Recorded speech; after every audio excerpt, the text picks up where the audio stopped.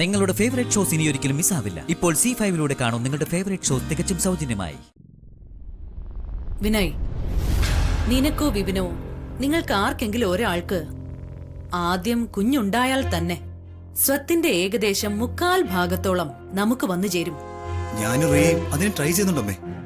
നീ റിയയോ? ഞാനൊന്നും പറയുന്നില്ല. അതെന്താണ് അമ്മയ്ക്ക് റിയ ഇഷ്ടമല്ലേ? എടാ ബോധമില്ലാത്തവനെ, നിനക്ക് റിയയ്ക്കും കുഞ്ഞുണ്ടായിട്ട് എന്ത് കാര്യം? അതെന്ത് ചോദ്യമാണ്? ആ കുഞ്ഞ് എന്റെ ചോരയിൽ പിറക്കുന്ന കുഞ്ഞു തന്നെയല്ലേ? നിന്റെ ചോരയിൽ പിറന്ന കുഞ്ഞു തന്നെയാ. പക്ഷെ ലീഗലി റിയ നിന്റെ വൈഫാണോ? അത് ഗാർഗിയല്ലേ? അതുകൊണ്ട് റിയയിൽ നിനക്കൊരു കുഞ്ഞുണ്ടായി എന്ന് കരുതി ആ കുഞ്ഞിന് ഇവിടുത്തെ സ്വത്തുക്കളില് ഒരവകാശം ഉണ്ടാവാൻ പോകുന്നില്ല. ഓഹോ, അങ്ങനൊരു ഏടാ കൂടെ ഇതിലുണ്ടല്ലേ? ഉണ്ട്.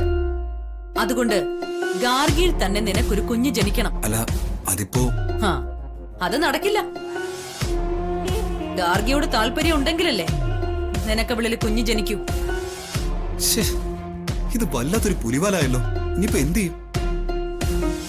വിനയ്, അതൊന്നും എനിക്കറിയില്ല. ഏതായാലും എനിക്കിപ്പോ നിന്നിൽ ഒരു പ്രതീക്ഷയില്ല. ഞാനിപ്പോ കരുതുന്നത് വിപിനും പല്ലവിക്കും ആദ്യം കുട്ടി ഉണ്ടാവണമെന്നാ.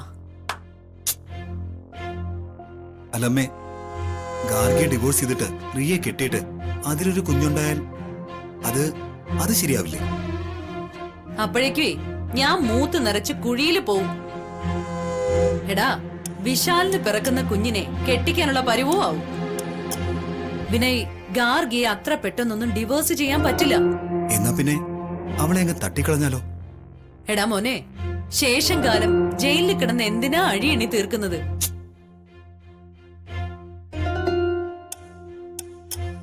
ആ മോളെ പല്ലവി, ഒന്നിങ്ങ് വരൂ.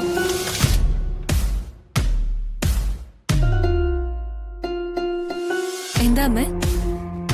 അല്ല മോളെ, നിങ്ങളുടെ ശാന്തി മുഹൂർത്തം ഇതുവരെയും കഴിഞ്ഞില്ലല്ലോ. ഇല്ലമ്മേ. ഇനി എപ്പോഴാ അത് നടക്കുന്നത്? അതൊന്നും ഉടനെ നടക്കില്ലമ്മേ. അതെന്താ നടക്കാത്തെ? ചേച്ചിയും അമ്മയും തമ്മിലും എന്തൊക്കെയോ ഇതിനെപ്പറ്റി സംസാരിച്ചിരുന്നു.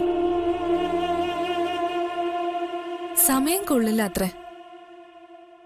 ഇനി 2 മാസം കഴിഞ്ഞ് ശാന്തി മുഹൂർത്തം നടത്താൻ പാടുള്ളൂ എന്ന് അവര് പറയുന്നേ. 2 മാസമോ? അങ്ങനെയാ പറഞ്ഞത്. അല്ല മോളെ, ഈ സമയദോഷം മാറാൻ പരിഹാരങ്ങളൊന്നുമില്ലേ? എനിക്കത് അറിയില്ലമ്മേ. ശരി, ഞാനൊന്ന് അന്വേഷിക്കട്ടെ. മോളി ചെല്ല്. ശരി അമ്മേ.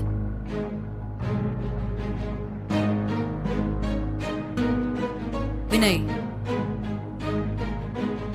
എന്താ അമ്മേ?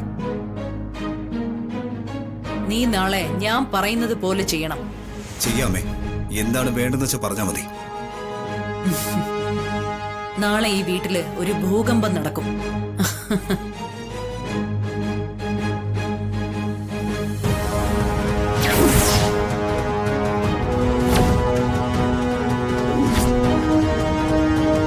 ഡൗൺലോഡ് ചെയ്യൂ C5 ആപ്പ്. കാണൂ എല്ലാ എപ്പിസോഡുകളും സൗജന്യമായി.